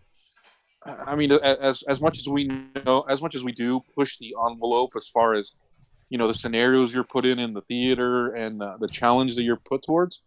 I mean, there really is something for everybody. And so you can be like, you can almost come off the street and be like, all right, it's going to be a bit of a learning curve for you, a little harder, but hey, you know what? You can still have fun. And I guarantee you by the end of the weekend, you'll be good to go. Yeah. I think it's growing now that we've got as far as the infrastructure, because you can go into a couple other places. So we try to get, we've been to Georgia several times now, and we've been to Pitcher twice, and we're going back to Pitcher. Pitcher's awesome out in Oklahoma. Nice. And with the neighboring towns, I'm building infrastructure so that we could do things outside of the area to make it even bigger. So it's like that. When people go like, I'm going to where? And I'm leaving the play area to do what? That just like, and then in some cases, like I said, you do kinetic stuff. In other places, you're just doing surveillance, and you're in a restaurant trying to surveil somebody, or you're in a restaurant holding a meeting and you're running counter surveillance, or things like that. And we have people where they had to go do bona fides with complete stranger and civilian, like at the desk. They had to go to a desk to a hotel and be like, I'm here to fix the TV in room 48. And then key is cut and given to the guy. And so that they could go bug the room, and because there's going to be a meeting in that room. They're like, that's how crazy our shit has gotten. And then that team actually surveilled it, linked it up with a Wi-Fi, and watched the meeting go down in a hotel. Nice. Yeah. Real That's the quick, kind of things. because I was trying to get the answer before from the other question that was just asked. When it comes down to the cabins, how many do they typically sleep? 2 to 6. Most cabins are 2 because they have 2 beds, but you can probably fit like a third or even a fourth person if you're willing to Guys sleep bring back on the cots. floor. Yeah, Yeah, or bring teams. cots. Yeah, the guy there, Fast Eddie, who's the manager there. He's cool with guys bringing cots, so you could pack in. Think of a typical motel room with the 2 beds, a microwave, air conditioning, AC. no TV, and you get a fridge, and you have a bathroom. You can take a shower. But that's only like fob. All right. But that's only if you're on the U.S. or coupon side. That's fine. That's fine. Dave, can you put me down for a cabin right now, dude? Just reserve that cabin because I can tell you right now, battery not. We're down. Your cabin you have to make that reservation through the arena training facility. We don't control the cabins at all. Yeah, they do. See, now that you said that, he's gonna go right now into the. Yeah, they are the ones that can have absolute control of the cabin. There was at the time. You said the rate. Stop. Where is it at on the page? Is it under the tickets? What do you mean, the event tickets or the cabin tickets? The cabin tickets. If you go to the Arena Training Facilities website and you got to go to their calendar and you go to the weekend that we're going to be there, they'll show you the option. You pay for one night online, and then you pay for the other night in person. And when you pay the one night online, you reserve it. It's going to give you an option of number. Don't pick you're not reserving the number of days. You're reserving the number of cabins. Gotcha. Online, and they make a point to put it on there. And Fast Eddie and them are really good about helping people out with that. But that's with the cabins and all that. And and you got it. Like I said, they 100%, man. Dave was going to say that when the original date of the event, the Rangers were going to be there for the Master Breacher course, right, Dave? Like the real Rangers. Yeah. And they were going to. And they were going to take up half of the cabins, so we had all the cabins that we could get already reserved, and guys were like, our cabins." Barring DOD coming back in, there should be plenty of cabins, but I can't speak for. We can't speak for Arena. Okay, because it does not look That's just an assumption. All right, the link is not up yet for the 27th. If you call them, you can make the arrangement. Sometimes they're just a little with the whole COVID thing. They're a little behind as far as what they put online. Can you all guess what I'm doing tomorrow? No, you have no idea. One of the biggest. If you call them tomorrow and say, "Hey, look, I'm going to be here on this date part of the event," they're like, "Okay, got you." All right, yeah, because the big thing is we have a squad of 13 that come with us for Team Screech Dragon, and the big factor is trying to sometimes coordinate because we have 2 guys in 2 different states. So it's trying to get everybody together to go, and Yordi's on the other side of Florida, which for as far as Florida is, that's other states for other people. So I still drive and make it to places though. I don't bitch out. Yeah, neither do I. I drive also. But yeah, when you bring a big group, I mean that's always an extra kind of bonus for the group as far as because the mission planning and organization is very fire team, squad, platoon level, and so when you have a cohesive group of in your case 13 guys, if they were all to come, then you have a very capable unit that can really problem solve together and act well together. Not to say the mixed units don't do well; they do well once they kind of get a hang of each other. But if you bring that many guys, then you're going to be a lethal force. Yeah, we've messed some groups up before. Like when we were at Northern Watch, we were the FOB squad, and we put our FOB right behind the fuel depot. We took out all their vehicles on the second Evo off the bat. So we tried. Now I'll tell you this though: the Ferris fighters and the guerrillas. You go to another event, and once again, and it's not dog another event. It's just you end up we just do different things. You just end up in a force on force kind of situation. So what you call your here's an example. I loved going to Irene all those years when it was at the MUTC and Muscatatuck or in Zussman and all that. But you sign up to be Somali pirate, you're not really fighting like a Somali pirate. You're just that's what you are in name only. You know, I mean, once again, not to dog that event because everybody loved it so much. But when you sign up and you join Ferris, you will fight like a gorilla. Yeah, You will. yeah, and it's frustrating when like the U.S. Kohan government side, they would be like, "This is bullshit. They're fucking cheating. They're doing this." And like, no, dude, No, it's a we're not gorilla. cheating. You're fighting a gorilla. They don't have to stay and fight you to the last man. They do hit and run. They're gonna fight you decisively when it's on their terms. Otherwise, you'll fight. That's how it really happens. Yeah. You'll fight 7 guys. Half of them will have, fully automatic. Will have squad weapons, and the other half will have some rifles, and they'll fight you for 5 minutes and disappear.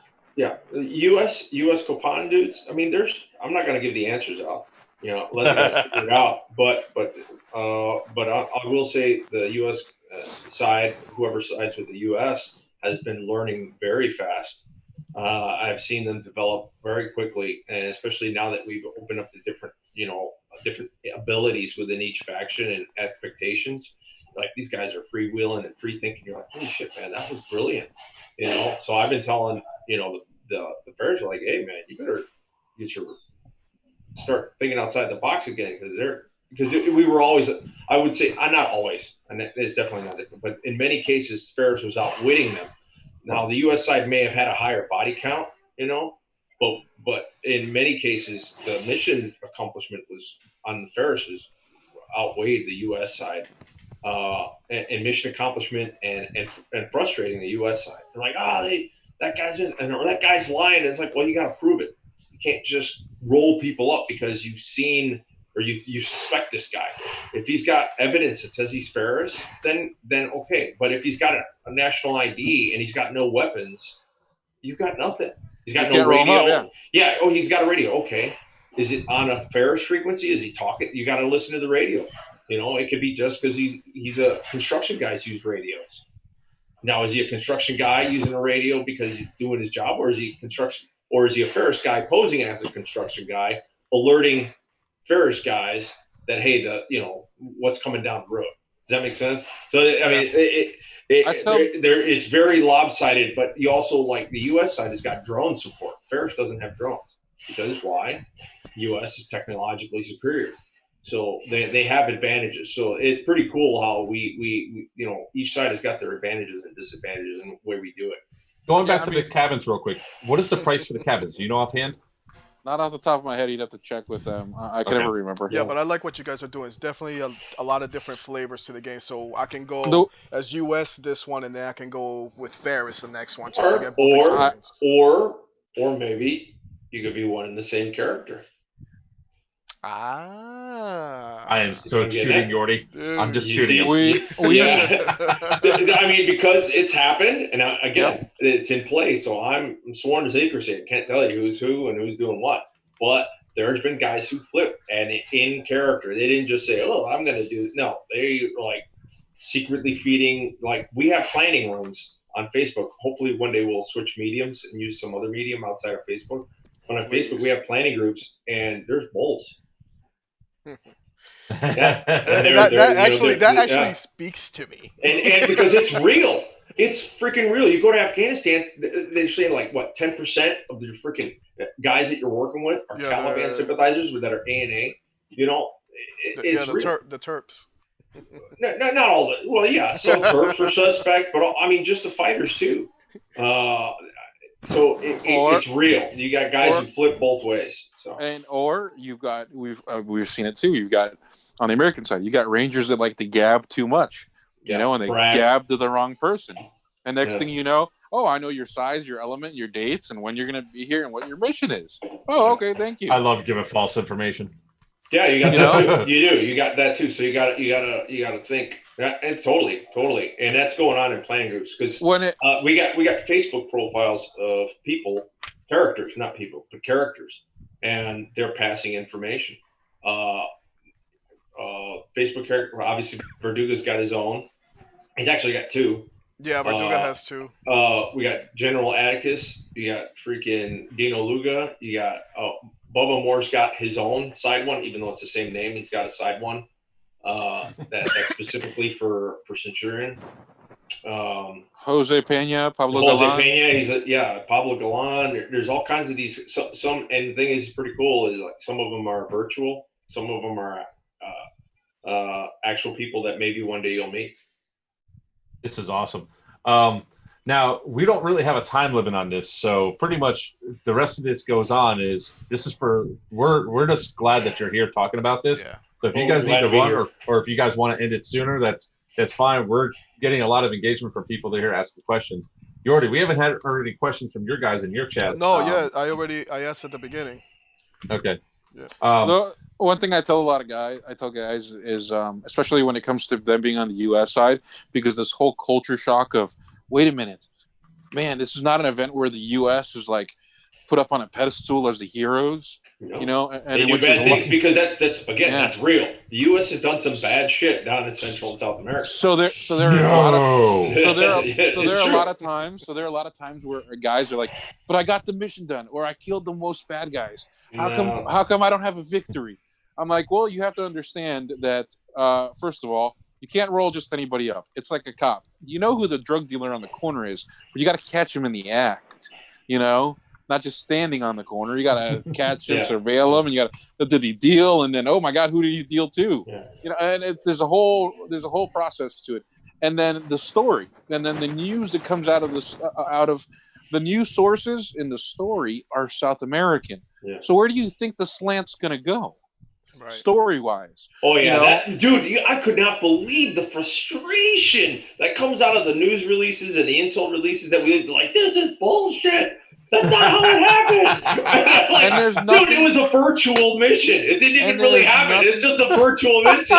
How do you think people are going to – that's what the Taliban – dude, Joker. Just like the shitheads in Afghanistan, they got the media, propaganda, human rights people on speed dial. Yeah. Dude, what do you think they're going to – oh, look, no, that was a whole village full of nice people that – Because I follow them on Facebook, and I see the threads of the news and the engagement of some of those people. Like, they take it like – yeah. Extreme, trust me, man. I think it was like before. So I get accused of being called like a keyboard warrior sometimes or anything else, but I do a lot of fact checking. So before I post anything, I go and research first before I open my mouth because I want this shirt to be correct. I could be wrong, but I doubt it. And there's the stuff that comes over sometimes like, what the is this? Wait. And what the U.S. doesn't understand is that they have all the opportunity to influence the story as much as they want to. You know, sometimes what happens, I think, and what I've discovered with the customer base, the guys that come over to Ferris, because of the natural kind of already need for there to be a little more of a theater to it, it's easier for them to get into the propaganda stuff and move past just the BBs. The U.S. side, because once again, what kind of guy goes out and plays airsoft and dresses up as an SO? A guy that wants to be a hitter, a guy that wants to do a cool direct action, a raid, a guy that wants to look good. You know, his mind usually, and not always, because it's not always. Yeah. The ODA is obviously proof that that's not always true. Yeah, these guys are more traditional airsoft gun blazing. Yeah, the guys who've been filling up the ODA position have been freaking killing it, man. They were like, holy crap, they impressed me. Like, seriously, they were freaking pretty impressive. I'm excited. If the U.S. realized and accepted that they have just as much ability to put out propaganda or influence things, they could be just. Because I mean, everything is scrutinized that the U.S. puts out. That across the board, so all over the world. Do you guys have a little suitcase that has a little red button that we can push? Everybody dies. So nuke them all. Nuke them all. Sort them out later. I have a question. Like the more where it goes down to just straight up. One of the things that frustrates us when we go to events. How do you guys handle cheating? Like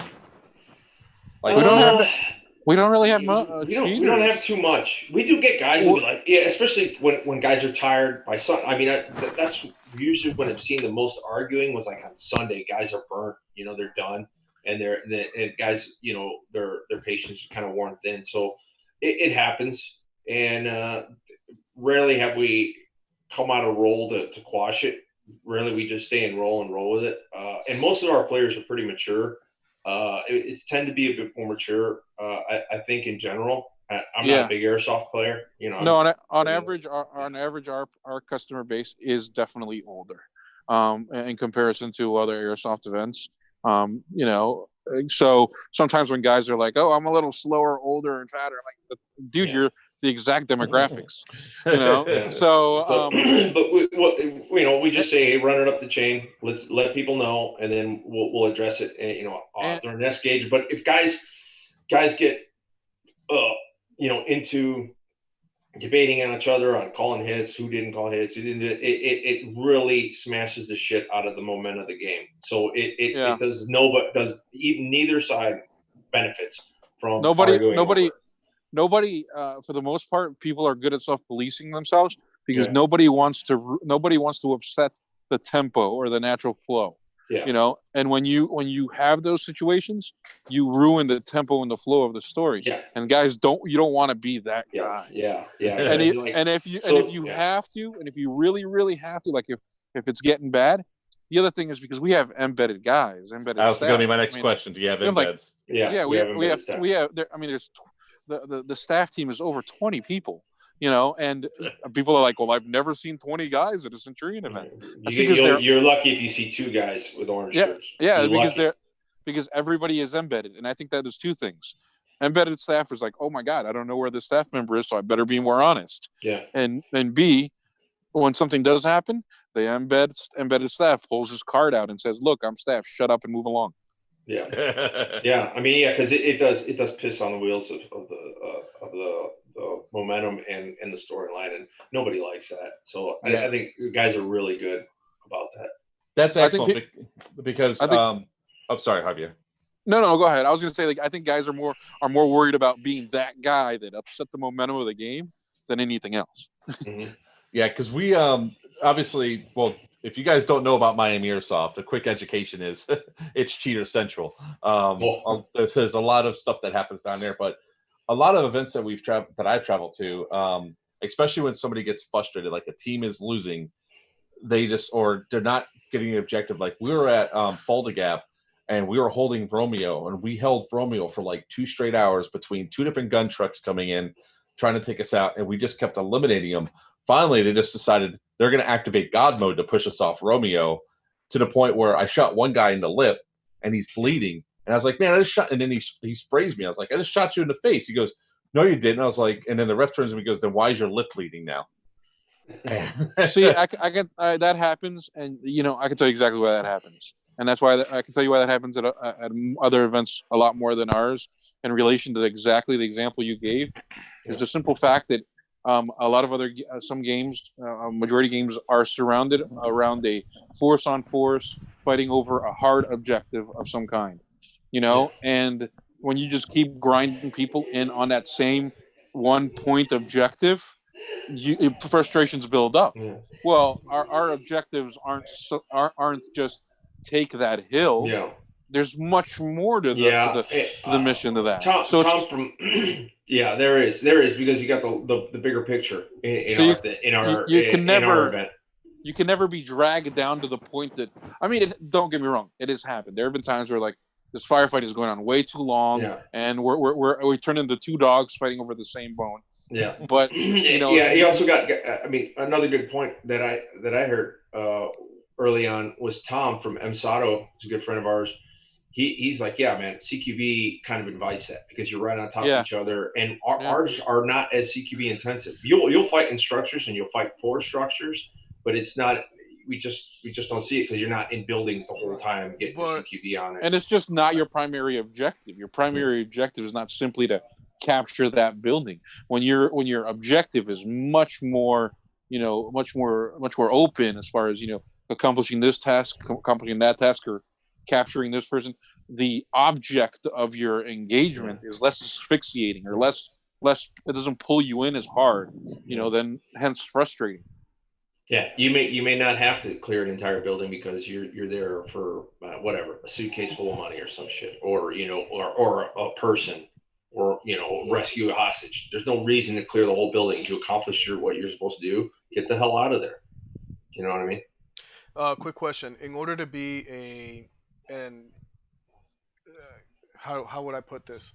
If somebody wants to be a leader or have a special character, how would they go about it? Do they have to go to several of your events and get to know? No. We see it. I mean, me, Mike, Javier, and we're pretty veteran, both player and staff. I mean, we see leadership traits, especially tactical leadership traits. You could be, even if you're not tactically competent, but you have some leadership traits. You want to organize. You need timeline. You need to put boot to ass to get guys moving. We're going to see that. And if you want to be a leader, then by all means, we'll throw in a squad leader. Usually the higher leaders, like platoon leader, platoon sergeant, are guys that we know and trust. And I mean, you wouldn't just quickly move up the ranks either in like an insurgency, for instance. You gotta prove yourself. For all we know, you're a goddamn spy. So when you first get there, you gotta actually prove yourself in some instances. And some guys fast track by their actions, and that's what's so awesome. It makes it realistic. I can think of one guy who fast tracked. He didn't join us like 2, 3 or 4. Lucky, I call him. He's got another nickname that Verdugo calls him, but he's a dude that like he just showed up. He's like, hey, I want to do this, want to do that. I'm like, all right, you got enough rope here to hang yourself with. So if you fuck it up, unlike you get guys like that. Unlike a traditional event, you don't message us ahead of time and say, hey, look, I want to be a squad leader or platoon leader at your event. I mean, it just doesn't work that way. Is there you're going to show up and the natural hierarchy takes over on its own. Mm-hmm. Just like Dave said, these guys have been around a while because they understand the format, they understand the rules, they understand the story. They naturally kind of rise on their own. And then guys that are drawn to that, and guys that that fall into that really well, they rise with it also. Yeah.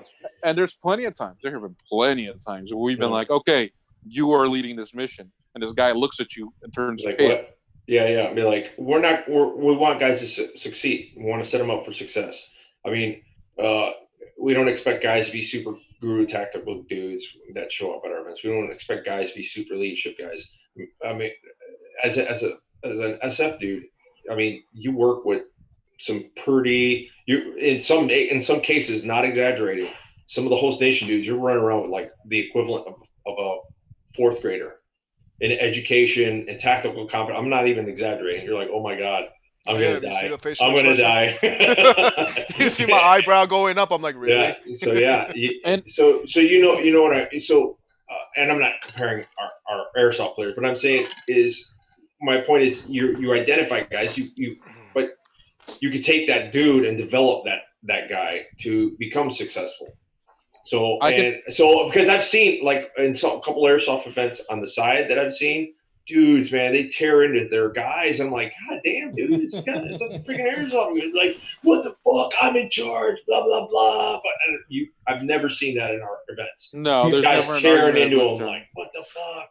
And not into their own guys and not outside of role. We do. Will get guys in role. You will see some crazy shit in role, but you'll know. But like because we've had teams that show up and they get along great. And I've seen teams in other airsoft events where, dude, I'm like, God damn, dude.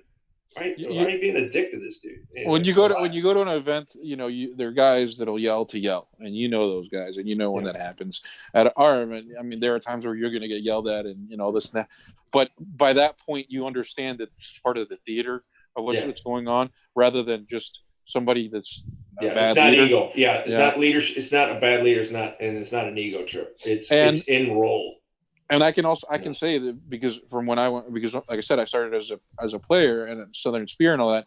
The earlier events and Centurion has been evolving, will continue to evolve. An animal that always changes. It is not consistent. It is not this rock solid thing. The earlier events where you were learning a lot about how to be task org your guys and what you should do and expectations as far as getting ready for battle and organizing your dudes. So for guys that may have not had any military background but are good natural leaders, you just injected them. Dave and Bubba would inject them with the military knowledge to then now grow as a leader. Yeah. So the guys that are leaders now, they're especially leaders now because they learned back then what's expected of a leader at a Centurion event, Well, and they teach the guys beneath them. The funny thing is, we went to an event called Bad Blood, and it was our first Bad Blood event. And we did not know when we were on the Marxist what was going to happen. And we just had a guy shouting behind us, "Move, move, move. If you're not moving, you're wrong. If you take cover, I will shoot you." And sure enough, he started shooting people because the goal was to run up and die just so they could move the mobile spawn, which worked. But it was like, I go to reload. I was like, I'm reloading. And then, bah, bah, bah. I was like, I'm reloading. It's a Russian tactic, The only time I ever lost my cool with like my squad or whatever is we're up at Fulda Gap and somebody did not shut and lock the trailer, so 3 OCAWs fell out of the back of the trailer. Luckily at the Airbnb, but I had $5,000 worth of gear inside of my bag. It fell off the back. Well, I don't think that's necessarily a game. I'm talking about like freaking dudes like running around and like a kid screwed up. He wasn't pulling security or some shit. Yeah. So it's $5 grand in kit. Yeah, luckily, I think luckily it was found. Luckily it was found, That's but not good. before it got ran over by a truck and my helmet went bad. My helmet got destroyed, and so did my my bladder and a couple other things. But that was like the only time I ever lost my cool with any of the guys and not screaming and yelling at them. But yeah, I seen some of those at some events where the guys are just screaming and yelling. Yeah. It's like, And I mean, being mean or whatever. And I mean, if you're at one of our events, if you're brand new and you've never been there before, there's nothing wrong with you coming to a staff member or me and being like, "Oh, I don't know the mission," because then I'm going to go to your squad leader and I'm like, "Why does he not know the mission?" Yeah. Because your leader should be briefing down to the lowest level. You should know what, depending on the mission, what your specific job is in relation to the mission, and then I've done it. Dave's done it. Randomly ask guys, "What's your job on this mission?" Yeah. And then you get a good answer, and then you're like, "Okay, the squad leader's on his game," or you get the blank stare. And again, it depends on the op tempo of what's going on. Sometimes you have a decent amount of time to plan and brief back, and we want guys to brief the leadership. Like, okay, this is what my guys are doing. This is what this squad's doing. Yada yada, and we'll have the leadership formulate the plan after we give them the warning order. In some cases, just like we gotta go, and it's emergency planning. We gotta get out the door. Now you ask Joker, guys like, what's your objective? Pew people. Now you ask guys like Doug. Ask guys like Doug or others that have been around like a long time and have done a lot of events, and we trust them. I mean, Doug will tell you. He's come up to me. He's like, "Well, what about this?" And I'm like, "Figure it the fuck out. Walk away from me." And I mean, it's because we gotten to that point with these guys. Not to be a dick to them, but I'm like, "You're fucking smarter than this." Yeah. He actually. Oh, you're on the. You were inside that. We were in the same Zoom thing the other day where he said that. He said, "Tell me this stuff. Figure the fuck out." Yeah, and I mean, there's all kinds of things. Like it's not like it's an ulterior motive, but it's like I want to make, when I put the events together and the scenarios and all that, I want to make it more than just slinging BBs. I want to make it more than just an immersive experience. I want guys to learn from it. There's most definitely, just like my military experience. There's a shit ton of stuff that I gathered that has nothing to do with slinging bullets and slaying people and have a lot to do with freaking addressing issues in life. And I want guys to be like, as far as problem solving and doing things like that and relating with people and all those little things that come into our event. I want guys to walk away and move into down to our storylines and be like, "Hey man, become a critical thinker, become a better citizen, It's that green beret shit. He can't stop teaching. Green beret. I can't. Yeah, that's the thing. Yeah. He's like, "You need to learn now." But I don't want to learn. Oh, gentlemen, it's been really great. We've been on this for almost 2 hours now. 2 hours. So, yeah. I could definitely run myself. My phone's about to die. So yeah. So, but All right, so tickets are back up for sale now, right? Yes. Yep. Yes, sir. Okay, so offline, I'm going to ask you guys to make sure that my ticket is actually valid because I'm not sure what I did after the event and all that. But I know personally, I'm looking forward to it. I can see Yordi's eyes just all lit up. Oh, dude, That's- I'm drooling right now. I'm gonna keep drinking my rum. I looked at the roster. I looked at the roster the other day, and I have you down as going. So Yes. All right. Because then I'll probably be bringing. I'll talk to you guys also about my truck and all that offline. Yeah. So and then it's.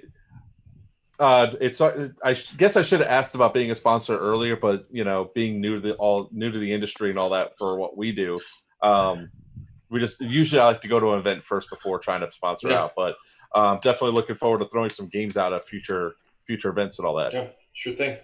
Yeah, So- thank you guys for making the game the way I had no idea. I knew it was a little, but now that you guys went in debt, I'm like, yeah, this is what I'm looking for. Yeah. Check out Well, our thanks for website.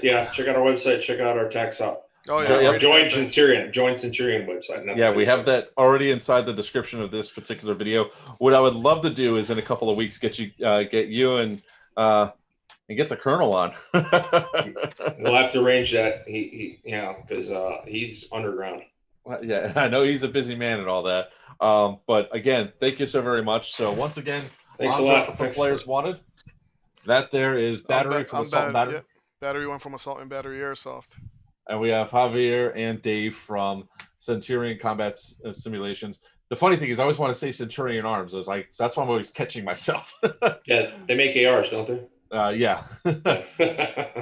thanks for having us. No, thanks thank for buying a ticket and giving us a shot. That's all Oh, I ask. excellent! Awesome. We really cannot wait to play, and I can see from my WhatsApp chat that's blowing up for my squad.